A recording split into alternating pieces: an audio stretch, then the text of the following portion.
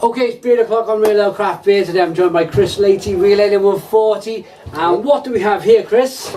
It's from one of my favourite brewers, our favourite brewers. Yeah. This is from Weird Beer Brewery, and this is their Fade to Black. What is it, Simon? Black IPA, coming in at 6.3% ABV. And again, it's all about the little skull at the bottom of the bottle there. He's got a tattoo on the top of his head on this particular. Something different for every style. Yeah, it's great. I like it. I like it, and the artwork is very kind of compelling, isn't it? Yes. It's good. I like it. Yeah, and the little hints are there. You know, what is that tattoo on a skull telling you? It's telling you. It's telling you this is. It's a little bit odd. It's a little bit dangerous. It's a little bit weird. Out of the ordinary, I suppose. Yeah, absolutely. Let's get it out into a glass and see what we get. Oh, look at that. Lovely. Wow. Look at that. To calm down on that one. Oh, some so more take the branding away there. You didn't see that, anyone? Okay, so straight away, we've got a beer that's created a great big Enormous. four-finger Yeah. head. But I mean, even for me, 4 fingers and what a probably colour! my thumb. Yeah. What a colour for that head. Pitch black at the bottom. Lovely. And the head is a lovely coffee, kind of off-white. You know, brilliant. It looks like it wants to be a beer that's There's a lovely touch of full yeast in the bottom bodied there, and it's. And I don't know if you can see the consistency of this head as well. If I get some out of my finger now, look at that. Is that kind of... Look at that. Yeah, that's lovely and tasty. That's going to drip back. There we go. Okay, so yeah, beer in a glass, 4-finger tank-coloured head, jet black, no light coming in there whatsoever. Should we get our noses in? Absolutely. Fade to black.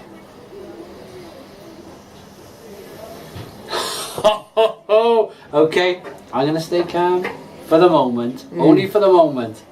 So, strangely, I'm catching the big dark chocolate here first. And you wouldn't normally expect to get. This is a black IPA. I mean, we're all familiar with the style. If you're not familiar with the style, you should be. It's a black IPA.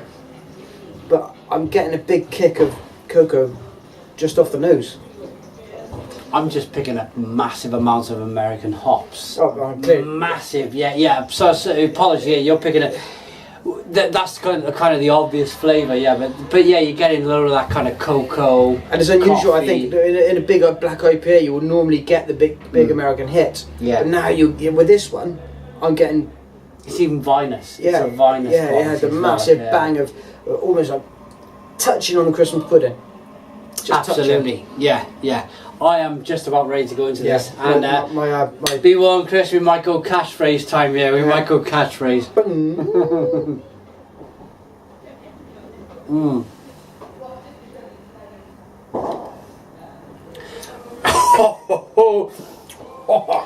oh my word, Christ on a bike.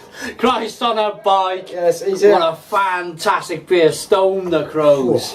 Stone the bloody crows. That is fantastic. That a hugely camp clap. Yeah. That is brilliant.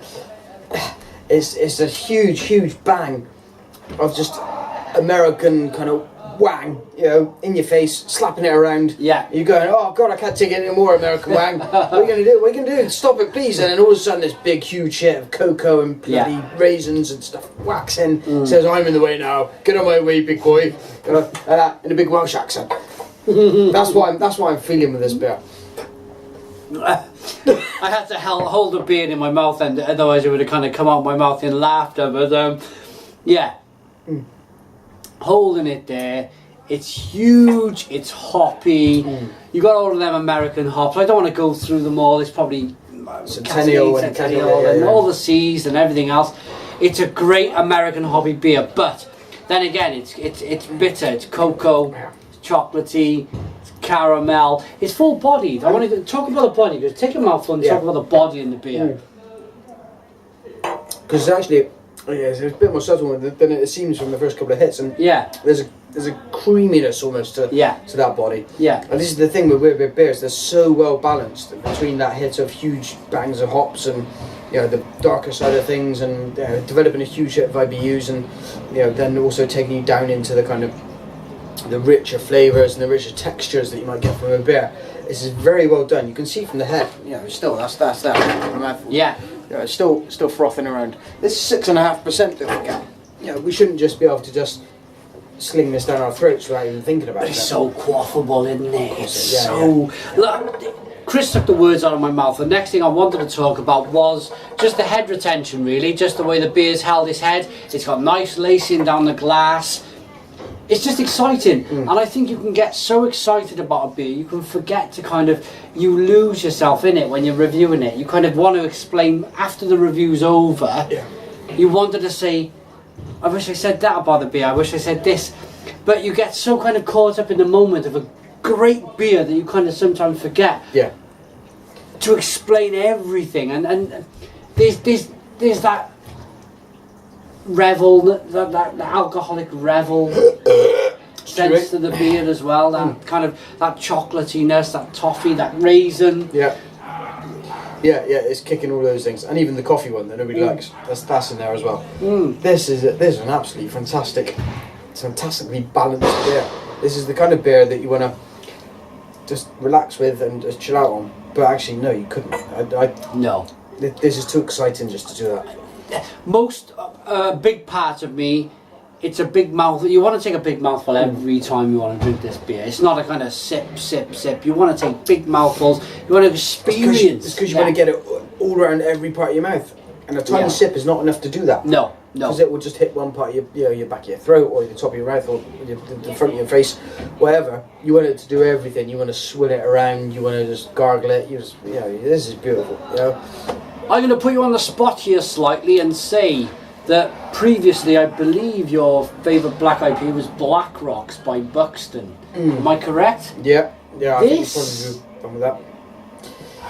Where would you put this? This is phenomenal. I think at the moment it's 2013, so let's take into account time frames. At the moment, my most recent experience of Black Rocks is that it's not as good as this. This, for me, at the moment, is probably at the top end of the black IPA range. Anywhere you can get. It's a London brewed beer. You can pick it up in lots of places around the country. You know, I've seen it as far north as Leeds.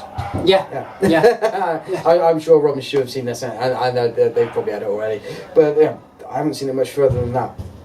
And it should be making its way around the country because this is a top-notch, absolutely top-notch beer.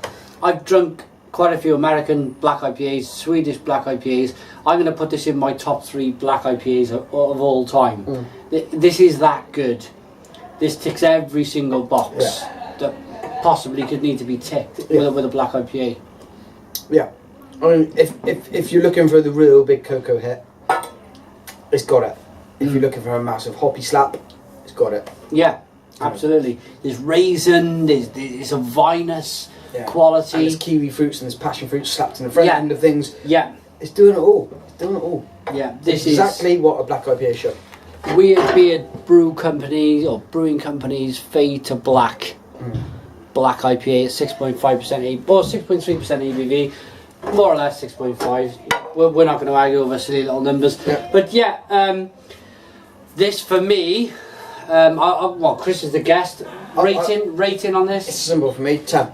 10 out of 10. There you go. Do you need any more words? Yeah. I don't give them very often. 10. Yeah, 10 out of 10. Same as me, 10 out of 10. This beer is absolutely phenomenal. Stone the Crows, Christ on a Bike, all the catchphrases that come out on this channel come out. It's a great beer. You have to try it. Really Thanks, Chris, for joining me. Thanks, Simon, for passing me this. Yeah, well, hopefully Ali's got some more of this. This was bought at the discount supermarket. Discount supermarket in Cardiff. If you're around the area, give it a go. Very good. Put your comments in the comments box. Subscribe to our daily beer reviews, and cheers.